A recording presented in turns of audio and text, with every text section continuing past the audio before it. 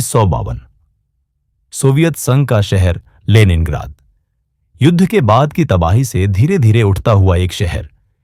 इसी शहर की एक तंग छोटी सी कम्युनल बिल्डिंग में जन्म हुआ एक ऐसे बच्चे का जो आगे चलकर दुनिया के सबसे शक्तिशाली और सबसे विवादित नेताओं में से एक बनेगा, व्लादिमीर पुतिन।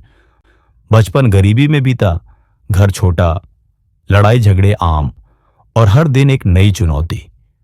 लेकिन पुतिन की एक खास बात थी, अनुशासन, जिद और जीतने की हिम्मत।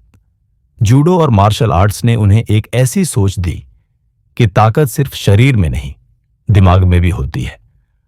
बड़े होते होते उनका सपना बना केजीबी में जाना, सोवियत संघ की सबसे गुप्त और सबसे शक्तिशाली इंटेलिजेंस एजेंसी। 1970 के दशक में पुतिन ने यह सपना पूरा किया, लेकिन असलियत फिल्मों जैसी नहीं थी। न कोई शानदार मिशन, न कोई हीरो जैसी चमक, बस एक छाया की तरह काम, धैर्य, चुप्पी और वफादारी।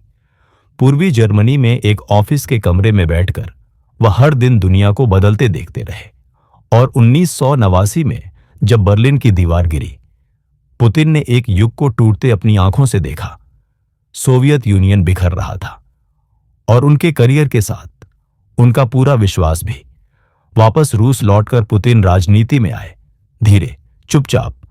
उनकी कार्यशैली अलग थी, ना शोर ना दिखावा, बस काम और नतीजे। और फिर आया 31 दिसंबर 1999 का दिन। रूस के राष्ट्रपति बोरिस येल्त्सिन ने अचानक इस्तीफा दिया और दुनिया चौंक गई जब उन्होंने घोषणा की, मेरी जगह अब पुतिन संभालेंगे। एक पूर्व केजीबी ऑफिसर, एक टूटी अर्थव्यवस्था अर्थव्यवस्था और एक विशाल परेशान देश का भविष्य, सब पुतिन के हाथ में आ गया। पुतिन ने वादा किया स्थिरता, सुरक्षा और ताकत का, और रूस के करोड़ों लोगों ने उन पर भरोसा किया।